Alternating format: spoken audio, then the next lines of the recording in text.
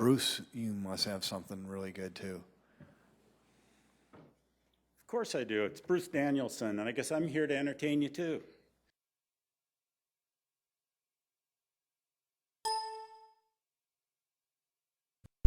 Nothing else to do. Okay. Can I say something about our president? All right, welcome to the February 16th, 2022 regular board meeting of the Sioux Falls Parks and Recreation Board.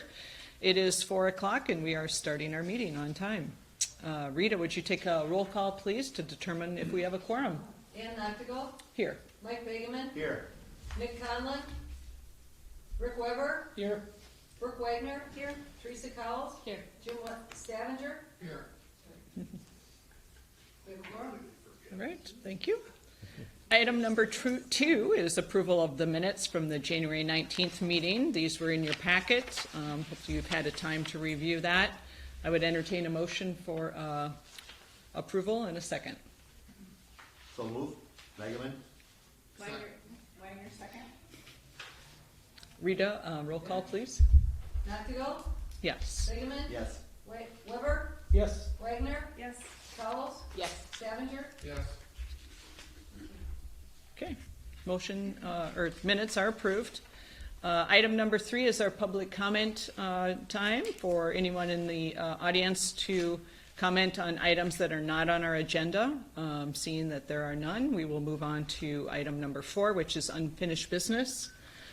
Seeing none there, we will head on to item 5, which is new business. And Mike Patton is going to tell us about the Hayward Park land transfer.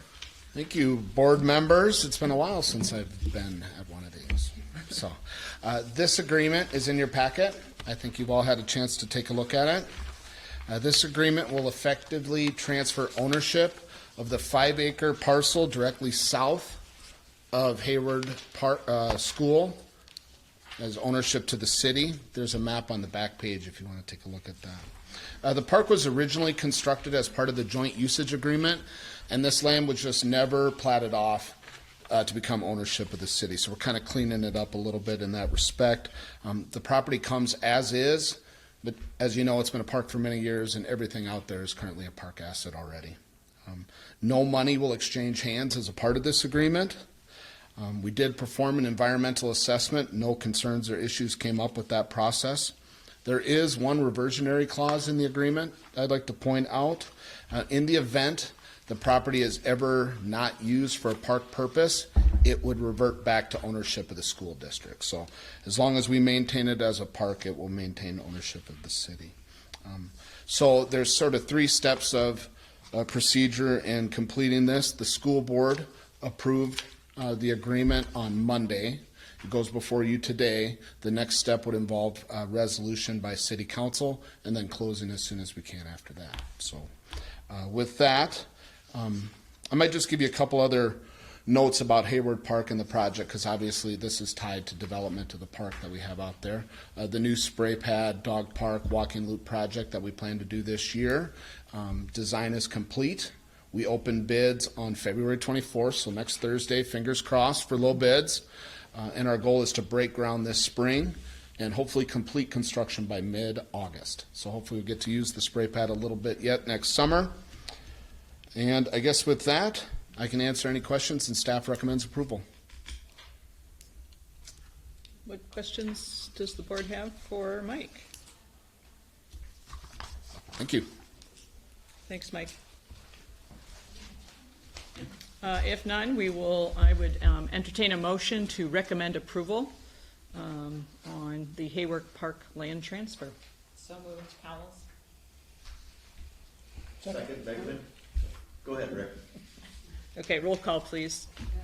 Noctigal. Yes. Begeman. Yes. Weber. Yes. Wagner. Yes. Cowles. Yes. Stavanger. Yes.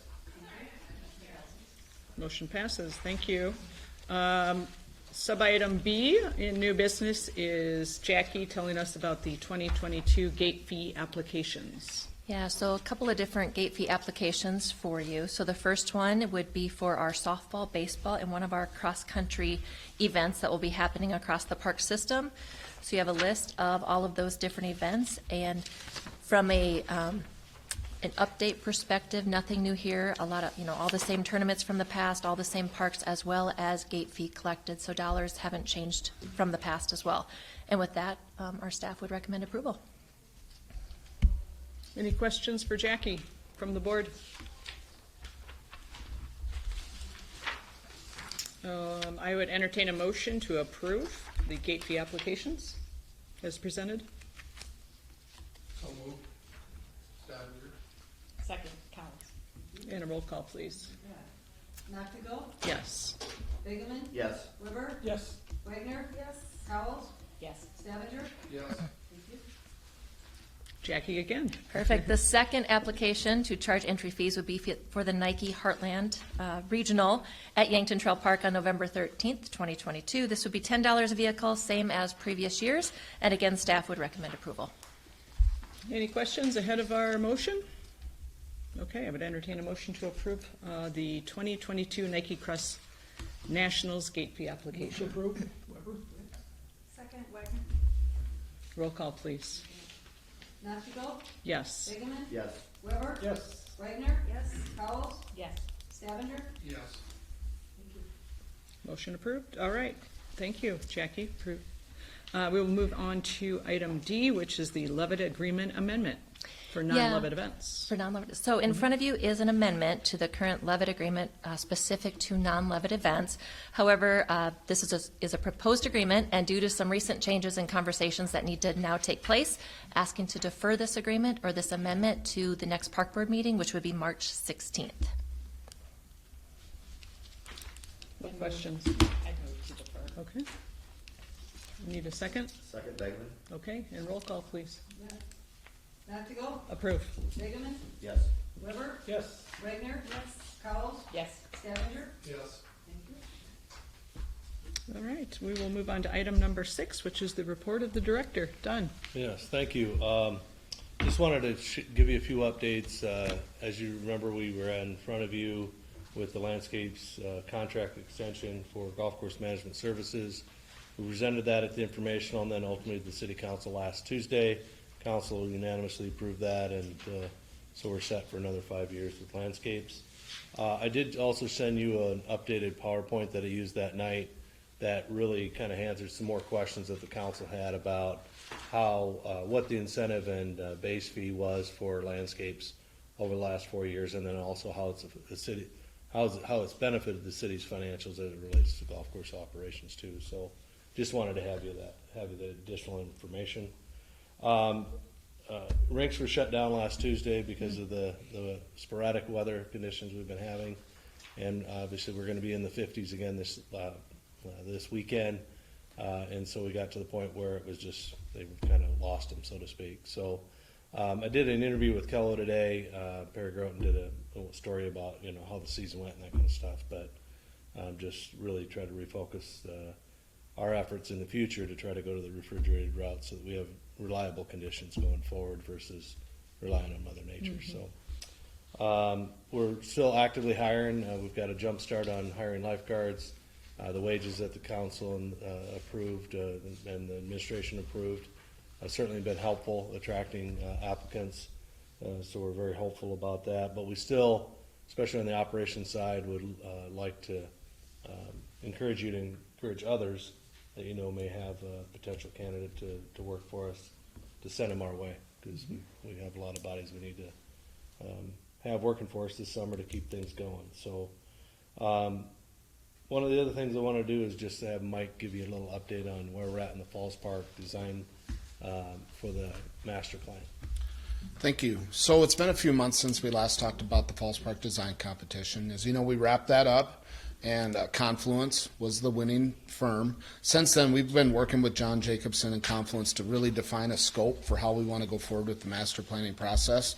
And it's kind of one of those deals where it's new to us, as we've never done a design competition as the preliminary phase of a master plan. So we've done that, and so now we're kind of trying to figure out what are the best ways to gather information on that, in addition to what the community wants to see in Falls Park. So we're working through that scope right now, and our goal is to have a contract with Confluence in place by the end of March and really kick off that process probably in the first part of the spring, May, or so. And then, we'll go through all the community engagement and the preliminary design and the concepts and all that, and hopefully be back before this board with a plan for adoption later, early like 2023. Thanks, Mike. Appreciate it. That's all I have unless the board has questions. The questions the board have?